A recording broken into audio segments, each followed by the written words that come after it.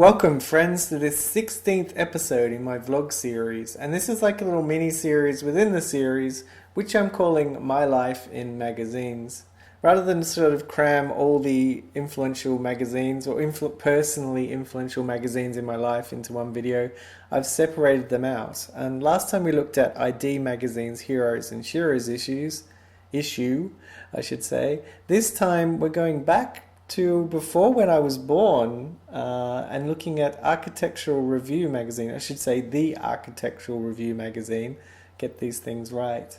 And particularly a range of issues from between 1937 and 1971, which were all edited by J.M. Richards. So it's a really long time for an editor to stay on one magazine. And interestingly enough, it was rare that a designer was credited for working on the magazine. J.M. Richards pretty much took all that sort of for himself. And it is justified in some ways. If you look back on all the issues from the 30s to the 70s, there's a real consistency to the look and feel and identity of the magazine. And it's done in very surprising ways, and ways that were really brave for an editor to sort of choose, I think, if indeed J.M. Richards was so heavily into the actual design of the magazine. I should say there have been very prominent designers that have worked on it over the years, but they've never really been credited as influencing the art direction as a whole. And my personal connection comes from having actually designed the Architectural Review website. Credit to Violetta Boxill and Cecilia Lindgren. They were tasked with bringing the Architectural Review magazine into the modern world in, I forget when it was probably like 10 years ago now or something like that. But you look back on these J.M. Richards issues and they're just so well produced. They're just beautiful, beautiful magazines. But like after he left and through the 80s and 90s, like something happened. The magazine just sort of, it was not well. Editorially, I'm sure it was fine, but design-wise, it was just looking terrible. And like by the time Violetta got to it, it sort of looked like it was on its last legs in many ways. And credit to her, because now it's just as interesting and influential as it was back in J.M. Richards' reign because of the design.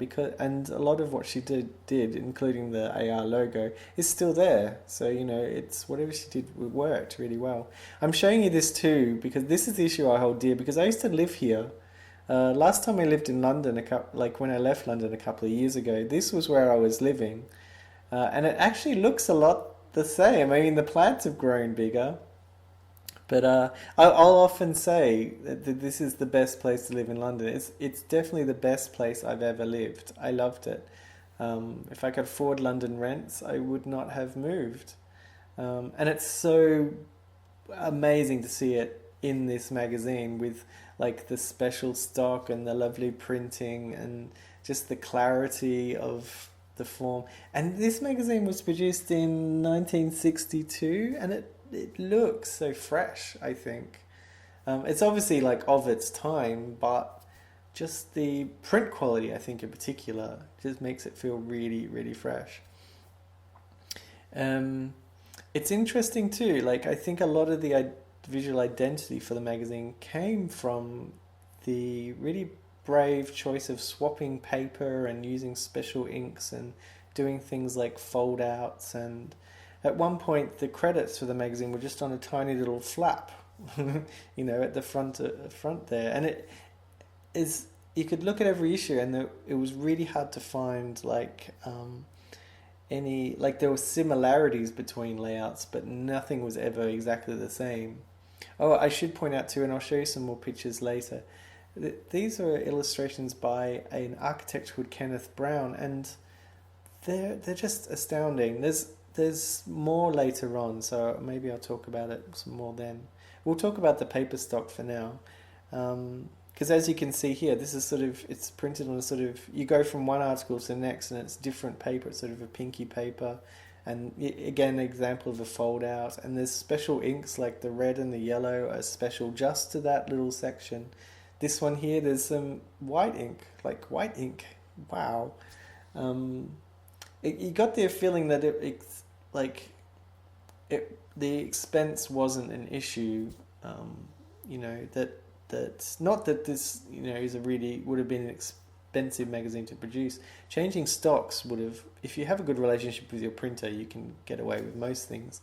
And probably actually it worked as an editor going in and saying, can we do this? Because a designer knows, you know, that, oh, if we do this special color, it's going to cost a bit more money. But a printer might assume that an editor is a bit more naive, and an editor might be able to get away with things that a designer wouldn't, which is kind of an interesting idea. I should explain how I first encountered this magazine, because I came to it quite late, really. It's not a magazine that influenced my want to be a designer. I'm just showing you two here, some ads at the back, which I think are a good example of how reliant modern advertising is on photography, when, you know, there's a lot that can be said for like really simple graphics that, you know, are just a bit witty and clever. I really think you look at magazines these days and I don't know, the ads, they're really over-reliant on art direction and photography. They sort of carry it, whereas that ad was just some little chairs placed within the text. So interesting, really interesting. Yeah, I think I first encountered the magazine when working at a studio called Nick Bell Design, run obviously by Nick Bell, who has done so many amazing things in the past, but for a while was designer for iMagazine. And in his studio, I don't know if they were his magazines or if they belonged to the designer that he was sharing the space with, but there was like almost like a whole set of architectural review magazines that could have gone back from the 30s to the 70s. It was just this huge sort of bank of issues, and as soon as I saw them, I was itching to have a look at them all. I just wanted to pore over them, and I did sort of stay back one night and just do a few photos, but I never really felt like I could sit there and go through them all. It was just so tempting. I'm showing you these because this is Kenneth Brown, who I mentioned earlier. Shame of it is that he did so much work for the Architectural Review and sort of influenced the look and feel of the magazine in many ways, with these stark, like really interesting illustrations. Always like, you know, only 3 colors but 2 special colors, and always on a range of subjects. Like the one we saw before was about the British pub, and it's just observations, sort of notebook style in the British pub. This one is about pedestrian versus traffic flows, which, you know, it's kind of permeate. I don't know what word I was trying to say there. Pertinent. That's probably it to today, where, especially in Melbourne, where it's like pedestrians versus traffic all the time. It's lovely too seeing these sort of. If you're a geek at all about the City of London, there's a lot of articles about the square mile or what was being built within the square mile. Here is sort of how Barbican could have looked, but didn't really end up looking, but like so exciting at the same time. And I really think Kenneth Brown is he deserves more attention than he's had over the past. I have a feeling the reason that he's not more well known is because, see, this is amazing. This is Moorgate Station, how it could have looked, but didn't look, you know. It's kind of an imagined landscape. Really amazing. And City of London with loads of cafes and stuff sort of dotted all over the place. This is what the High Walk could have looked like if it was properly activated. What was I saying? Yeah, Kenneth Brown did so much work, but I think what it was similar to art, you know, the designers and art directors that worked on Architectural Review. He was never really credited as an illustrator as such. He was always credited as an architect, which he was. I don't know, like, I look at these and I just see these beautiful illustrations, and I feel like because he was never really credited as producing artwork as such. These were sort of almost technical drawings in a way, the sort of loosest technical drawings you've ever seen. They're just beautiful. So the observational quality of them, it's amazing. Sorry, I'm getting really gushy about Kenneth Brown. I just think he's one of these unsung heroes of illustration, and I think it is because he was considered an architect. Man, I don't know what's better, like to be, known as an architect but not have any sort of, not be known for any buildings, or to be known as an architectural illustrator and have this huge wealth of amazing stories you've told through your drawings. I think you can guess what I think is a bit more important. Yeah, did I explain my association? Oh yeah, so I started to say I designed the website for Architecture Review. Actually, I'll talk about that in a sec. I want to talk about this issue because this was really interesting. This is towards J.M. Richardson's, the end of J. Richards' stint as editor. And this was a real risk and didn't really pay off at the time. But they did a series of issues called Man Plan. And they were interesting and controversial in, as far as the readership was concerned, because they really took a sort of photojournalist approach to architecture in these issues. And you'll see, flicking through, there's not a lot of actual shots of buildings to start with in this particular issue. This was obviously on the theme of education and schools. The other Man Plan issues had different themes.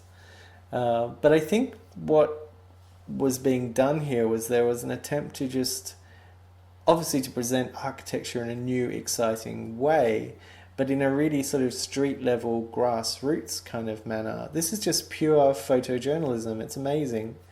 And really it's sort of emotional and things you do not associate typically with reportage on architecture. You can see there's not even any sort of architectural drawings until you get further back. And then when you do find them, they're these really stark images sort of reversed out of black,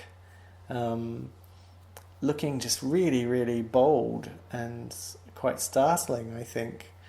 And it's like, I don't know if it was intentional or not, but it could have been, knowing the past of J.M. Richards' work and AR. But the ink, you can almost it feels like you touch it and it comes off in your hands. Like it's really tactile as well. So you look at those sort of line drawings reversed out of the black, and you feel like you can almost feel the sort of the lines through the ink. It's just amazing. And as I said, it wasn't super well received at the time, but I think in some circles they're now seen as classic examples of architectural journalism, and not the sort of thing that I've ever seen done ever, since. I got back to Australia 2 years ago, and the first job I had was designing Architecture Review Asia Pacific. And it was a real joy because I got to go back to these old issues of the Architectural Review and sort of try and not take bits and pieces, but just show that it's influenced by the J.M. Richards stint. And if you have a look at Architecture Review Asia Pacific today, there's still some of those little elements that I sort of were heavily influenced by Architectural Review in the past in there.